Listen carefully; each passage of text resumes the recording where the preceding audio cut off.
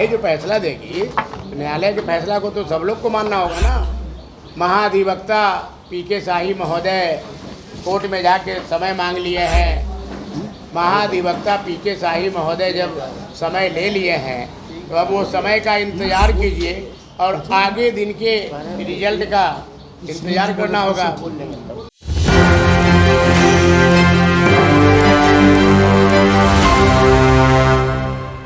नमस्कार, मेरा नाम प्रिंस मिश्रा है और आप एक न्यूज़ 24 देख रहे हैं। अभी हम लोग जो है राष्ट्रीय लोक जनशक्ति पार्टी के कार्यालय में मौजूद है। जब से राष्ट्रीय लोक जनशक्ति पार्टी को एक लेटर मिला है, भवन को खाली करने का निर्देश दिया गया और साथ ही साथ चिराग पासवान को ये कार्यालय जो आवंटन कर दिया गया। ऐसे में आज जो है राष्ट्रीय लोक जनशक्ति पार्टी के राष्ट्रीय प्रवक्ता जो है श्रवण जी, उन्होंने आज प्रेस कॉन्फ्रेंस किया था। वो सारे मामलों को जो है लेकर कहा है कि अभी मामला जो है लंबित है, कोर्ट में मामला है, अभी कोर्ट के फैसले का इंतजार करना पड़ेगा। ना ही हमको जो है चिराग पासवान के माध्यम से कहा गया है कि हम लोग इस दिन जो है गिरिवास करेंगे, पूजा पाठ करेंगे। तो कहीं ना कहीं जिस तरीके से भवन निर्माण विभाग के द्वारा जो है हम लोगों को अंधेरे में रखकर ये जो काम किया गया है बिल्कुल गलत है। पहले जो है राष्ट्रीय लोक जनशक्ति पार्टी के राष्ट्रीय अध्यक्ष श्रवण क्या कुछ कह रहे हैं, पहले सुनाते हैं। इसमें भवन निर्माण विभाग के कुछ निकम्मे अफसर का इसमें दोष है। और आप ये बताइए, जब हमने किराया भुगतान के लिए 2 बार आपको लिखा है, 22 में भी आपसे संपर्क साधा, लिखित में आपको दिया, आज भी हम राज्य स्तरीय, क्योंकि किसी पार्टी के प्रवक्ता ने कहा कि हम रजिस्टर्ड पार्टी हैं। रजिस्टर्ड हमको जो निर्वाचन आयोग के द्वारा जो भी राज्य पार्टी को सुविधा मिलती है, चाहे वोटर लिस्ट देना हो, जितना भी आज से 1 माह पूर्व तक, 20 दिन पूर्व तक, आज तक निर्वाचन आयोग की, बिहार निर्वाचन आयोग की कोई बैठक होती है जिसमें 6, 7, 8 दल हैं जो राष्ट्रीय पार्टी हैं और राज्य पार्टी हैं, उसमें हमको भी बुलाया जाता है। आज तक हमने कल भी पूछा निर्वाचन आयोग के पदाधिकारी से, उन्होंने कहा कि आपको आज भी राज्य स्तरीय पार्टी का मान्यता है और भारत के निर्वाचन आयोग से स्पष्ट हम लोग को गाइडलाइन आया है, लिखित में आया है कि जब तक लोक जनशक्ति पार्टी का डिस्प्यूट समाप्त नहीं हो जाता है, राष्ट्रीय लोक जनशक्ति पार्टी और हमारे जो अपोजिट पार्टी हैं, दोनों को राज्य स्तरीय पार्टी का मान्यता प्राप्त रहेगा। श्रवण जी आपने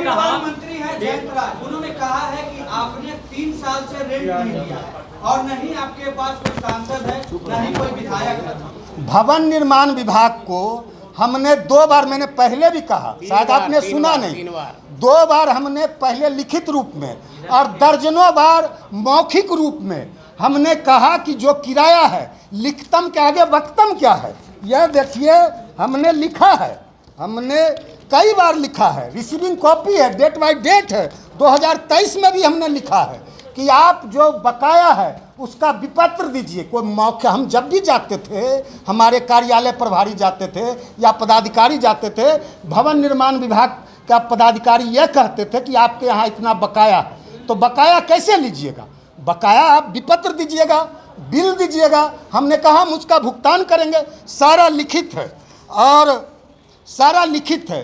जो भी राज्य स्तरीय पार्टी है उसको गाइडलाइन है, बिहार सरकार का गाइडलाइन है कि पटना में एक पार्टी कार्यालय आवंटित किया जाएगा। उसको आज तक भवन निर्माण विभाग ने, आज चुनाव के चंद दिन हुए हैं, एकाएक भवन निर्माण जागता है, एकाएक भवन निर्माण मंत्री को सूचना मिलती है कि 2 साल से किराया बकाया है। 2 साल से आप कहाँ सोए हुए थे, आप बताइए। हमारे पास तो एविडेंस है, हम तो एविडेंस के साथ आपके पास बैठे हैं, प्रेस कॉन्फ्रेंस कर रहे हैं कि हमने कई बार लिखित रूप में कि राष्ट्रीय लोक जनशक्ति पार्टी के रूप में इसका नवीकरण किया जाए और किराया हमसे लिया जाए। किराया देने के लिए, किराया का भुगतान करने के लिए, और जो भारत का निर्वाचन आयोग के द्वारा हमको जो पार्टी टूटने के बाद राज्य पार्टी का हमको दर्जा दिया गया, सारा चीज़ हमने एविडेंस के साथ भवन निर्माण विभाग को लिखित रूप में उपलब्ध कराया था। लेकिन आप एक चीज बताइए, अभी आपने कहा 243 पर हम चुनाव लड़ेंगे, आप एनडीए के अंग हैं, एक मिनट, आपने लगता है सुना नहीं, हमने कहा 243 सीट पर हम तैयारी करेंगे। हमने ये नहीं कहा कि 243 सीट पर चुनाव लड़ेंगे। 243 सीट पे इसलिए हम तैयारी करेंगे कि जब हम गठबंधन में लड़ते हैं तो गठबंधन को हम मदद करें और गठबंधन के कार्यकर्ता और गठबंधन के नेता हमको मदद करें। आने वाले समय में आप मतलब बीजेपी के साथ ही रहेंगे, क्योंकि देखिए पशुपति पारस ने बार बार कहा है कि हम जीते जी प्रधानमंत्री के साथ रहेंगे। देखिए कुछ लोग ऐसे लोग हैं जो कुछ लोग ऐसे नेता हैं राजनीति में हैं जो समय समय पे अपना हनुमान बदलते हैं। हम लोग हनुमान बदलने वाले नहीं हैं, समय समय पे चाचा अपना बदलते हैं।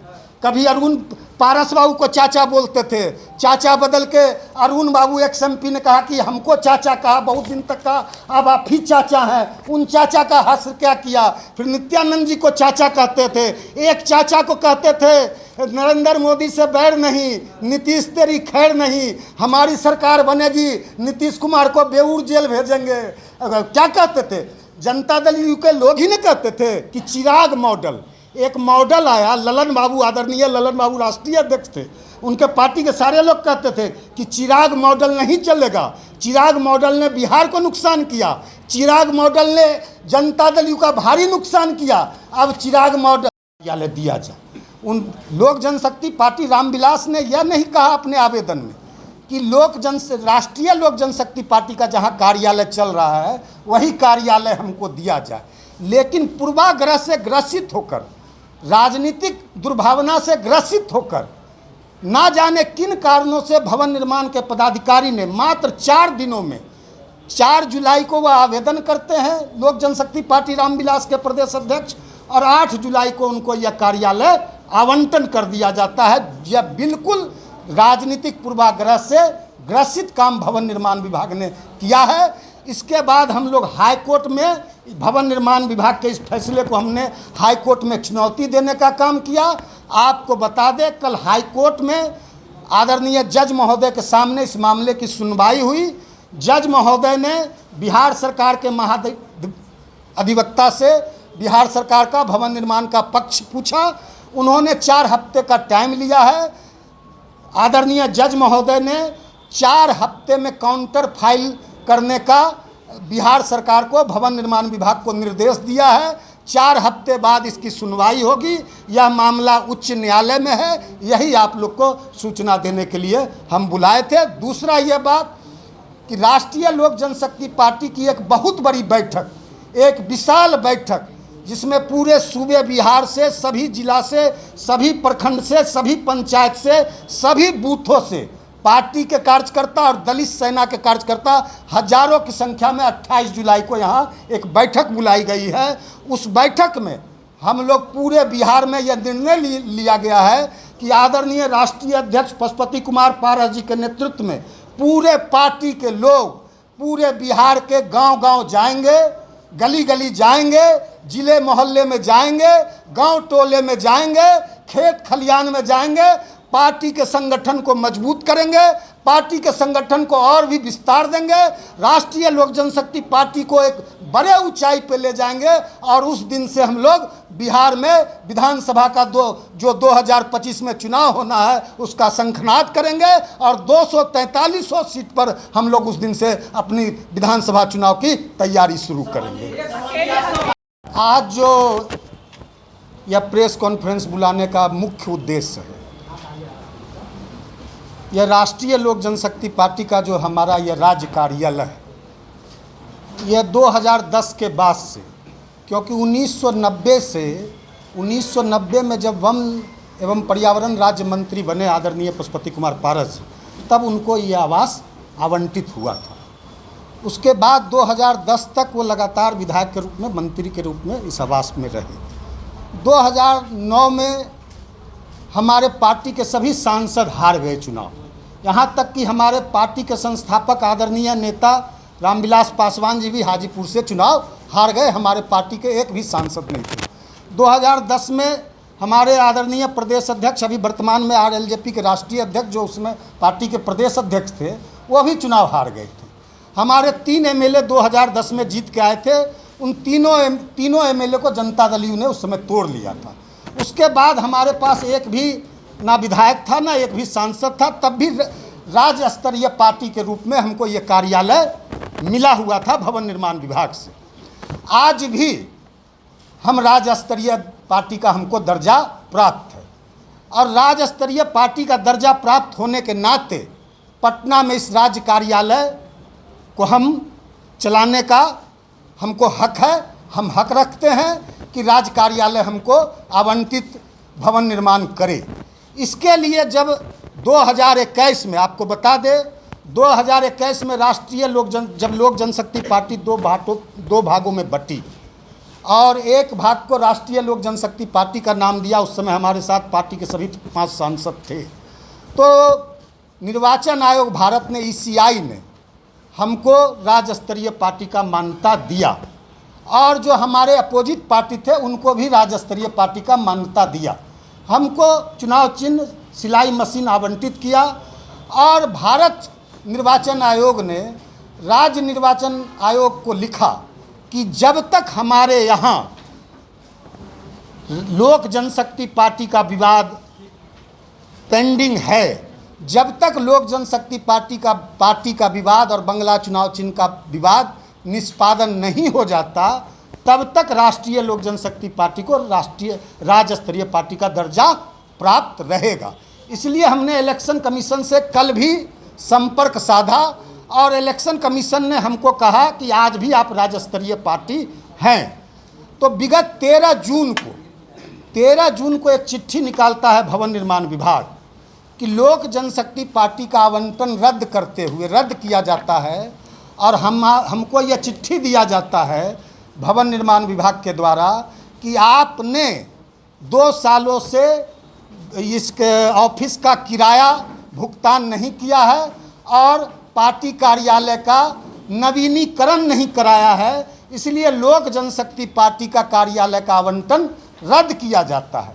लेकिन 2021 में पार्टी टूटने के बाद हम लोग भवन निर्माण विभाग को लगातार पत्र लिखते रहे।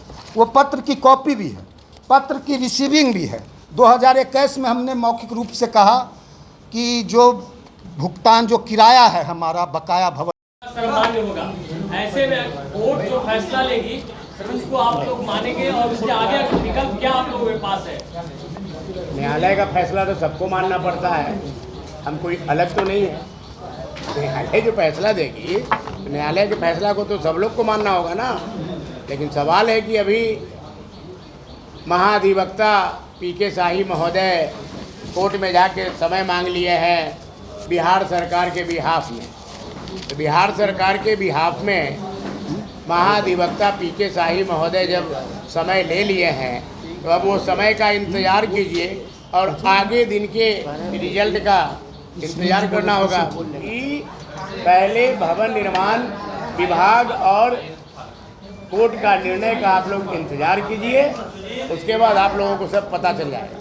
तो आपने सुना श्रवण का, उन्होंने कहा कि जो राष्ट्रीय लोक जनशक्ति पार्टी का ये कार्यालय जो है ये आवंटन हम लोगों को हुआ था। हम लोगों का बकाया जो है मात्र 2 सालों का, हम लोगों ने कई बार जो है भवन निर्माण विभाग को कहा था कि हमारा जो बकाया है आप हमें लिखित रूप में दीजिए, हम उनका भुगतान कर देंगे। लेकिन भवन निर्माण विभाग जो है गहरी नींद में सोई रही। लेकिन जब ये आवंटन रद्द करके चिराग पासवान को आवंटन, राष्ट्रीय लोक जनशक्ति पार्टी रामविलास को आवंटन किया गया, तब से जो है मामला तुल पकड़ गया और ये मामला जो है अब कोर्ट तक पहुंच चुका है। लेकिन कोर्ट में अभी मामला लंबित है। कोर्ट का अभी क्या डिसीजन आने वाला है वो हमें देखना है और समय का इंतजार रहेगा। फिलहाल इस वीडियो में इतना ही। आपकी क्या प्रतिक्रिया होगी कमेंट बॉक्स में जरूर बताइएगा। सहयोगी अंकित के साथ प्रिंस मिश्रा, पटना। धन्यवाद।